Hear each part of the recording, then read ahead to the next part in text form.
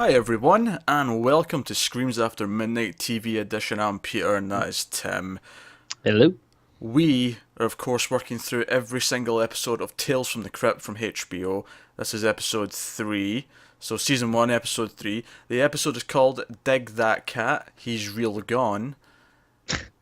Full spoilers for the episode, as always. This one is directed by Richard Donner, Hey. which is pretty cool. If you don't know who Richard Donner is, Richard Donner, of course, directed all of the Lethal Weapon movies. He directed The Goonies. He directed the first Superman movie, and a bunch of other stuff. But the big ones he's known for. He also did Scrooged with Bill Murray, which I really like too. Oh, interesting. I didn't realize that. So yeah, he's done a lot of good stuff. It stars Joe Pantoliano. I think Joey Pants, Joey as we Pants. like to call him. That's what I usually call him, but I thought I'll at least try and say his full proper Yeah. name before I just start referring to him as Joey Pants. Um, Very young looking in this. he is, but interestingly, he was in the Goonies a couple of years before this, so it's almost Oh, like, yeah. Richard Donner's like, hey, I like you.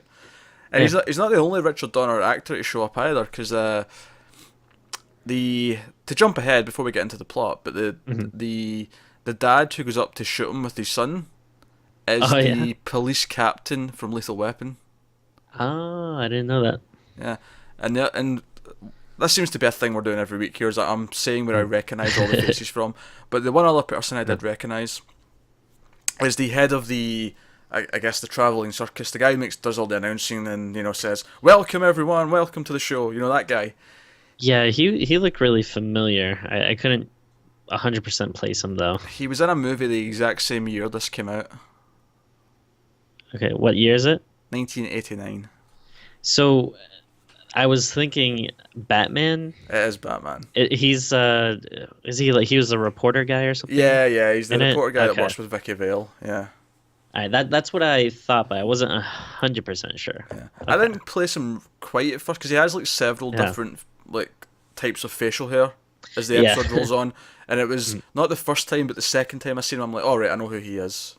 Yeah. So that's all the faces I remember. So the plot of this one is that Joey Pants plays a character who, as a circus attraction, gets killed and comes back to life, and he is doing his act where he's going to get buried into the ground alive and he's going to die, and then the idea being that he will resurrect later. But once he actually goes into the ground and he's in the coffin, he starts talking to us, he starts talking to the audience and says, here's my backstory, this is what got me here. And we see that he met a scientist while he was a homeless guy, and the scientist is like, right, I'll give you all this money if you let me do this experiment. And you kind of... It was very odd because it's like the the scientist kind of just like goes up to his box and just kind of starts waving like money in his Yeah. face, like almost like the way you'd try to get like a cat or a dog off the street, like just by like getting like a treat or something. And Well, a cat is an apt analogy for this, actually, given where this goes. But yeah, he just like, how would you like to make more money in your wildest dreams? And he just waves this wad of cash in front of him.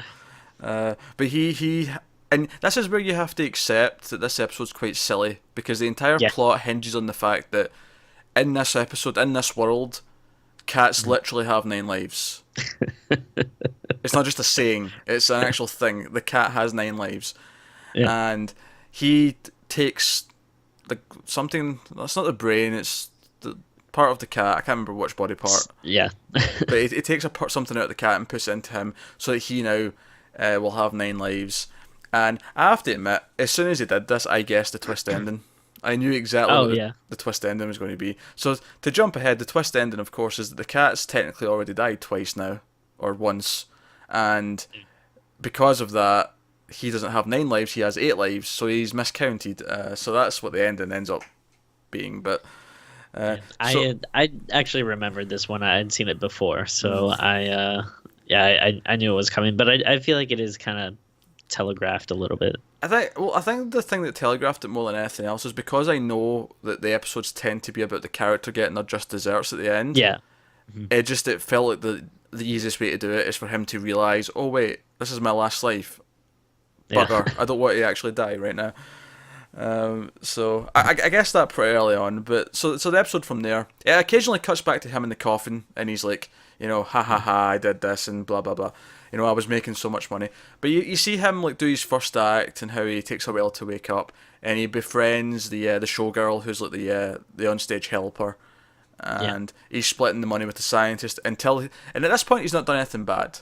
But then he decides that he wants the full cut of the money, so he gets into a car crash with him that kills both of them, but of course he comes back to life because he's still got enough left. Yeah, a little extreme.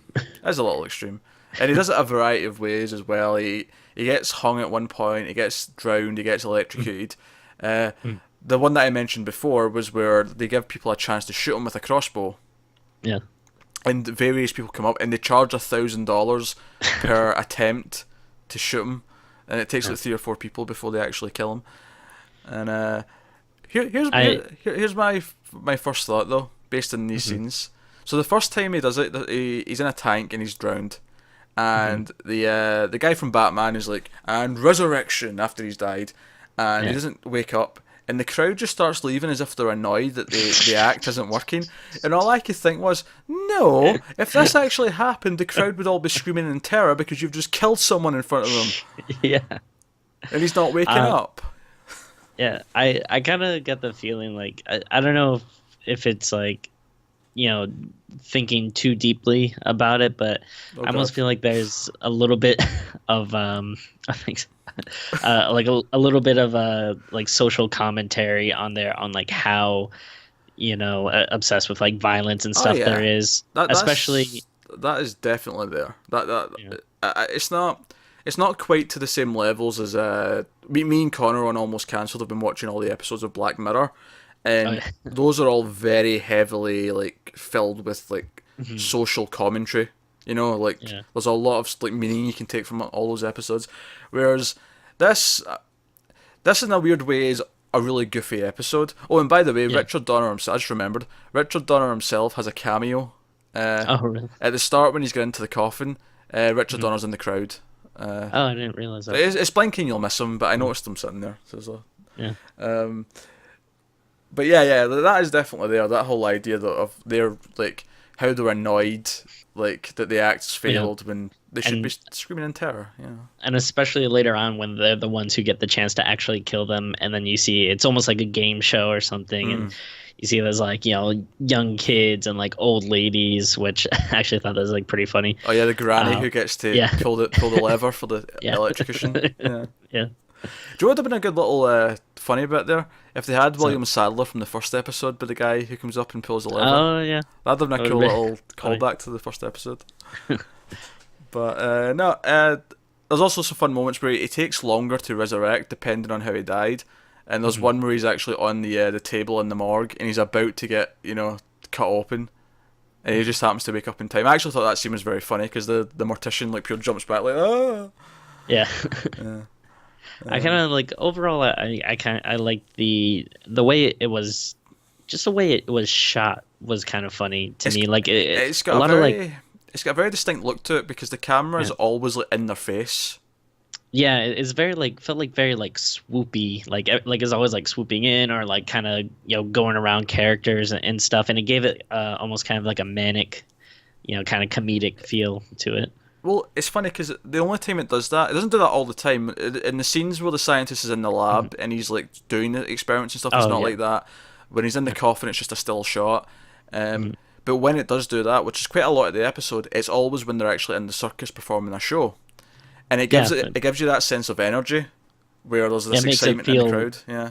Yeah, it feels like a sideshow. Like you're what like So not only is it swooping, but like I said, it always goes right into their face. Like the Batman guy, as he's announcing that the camera swoops right into him, and then it turns around and swoops right into the crowd, and it feels like it feels almost obtrusive the way it's going right into them.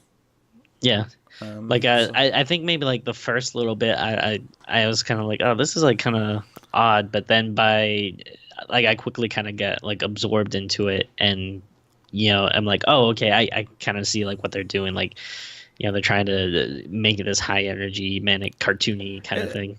The fun thing about it as well, I think, knowing that Richard Donner directed this, and it's not like, again, much like Zemeckis' last episode, it's not like this is him up and coming, but like before he gets to do movies. He's already done like at least 2 Lethal Weapons and Goonies and Superman by this point, and The Omen. Like he's done movies where he's had very, you know, I don't know, like proper filmmaking cinematography where it's you know very well done and very beautiful. I mean, Superman's a fantastic looking film, like in terms of the shots and stuff and all that. Whereas this, it almost feels like, oh, I get to have fun and do something a little bit weird. Oh yeah, because it's, you know, it's an episode of Tales from the Crypt and it's not a big movie. I get to be a bit wacky with this.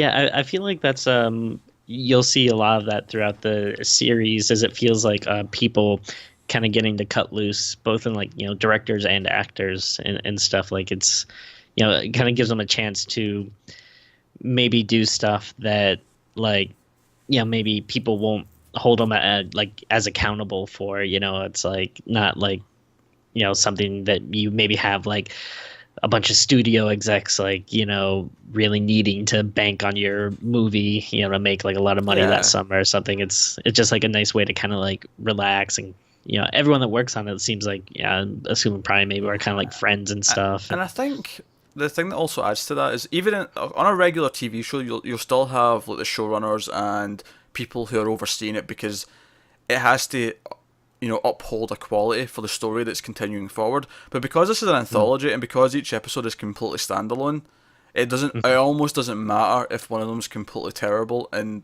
does completely miss the mark, because it's like, well, next week can still be great. Like it's not like exactly. Whereas if you're watching, like, I don't know, you know, Breaking Bad and one episode is terrible, it kind of puts a damper on the rest of it because it's all together and it's all connected. So now, I enjoyed this episode. I thought it was fun. I probably didn't like it as much as the previous two. I feel like the only reason for that is just because A, it was kind of like easy to see where it was going the entire time, and B, I think I just don't enjoy the premise of this one as much as, you know, the insane Santa in Christmas Eve with the woman who killed her husband, or, you know, the electrician who turns into a vigilante. Like, those are just like cooler concepts to me.